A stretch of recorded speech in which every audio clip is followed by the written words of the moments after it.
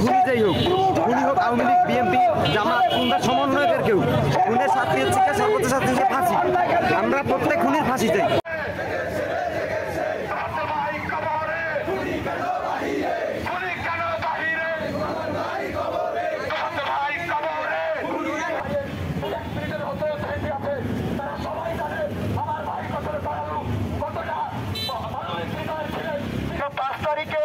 সেই স্বাধীনতার দিন শুধুমাত্র আমাদের 5 তারিখের আগে আমাদের সাথে ছিল শুধুমাত্র সেনাবাহিনী, অন্য কোনো প্রশাসনকে আমরা সাথে পাই নাই।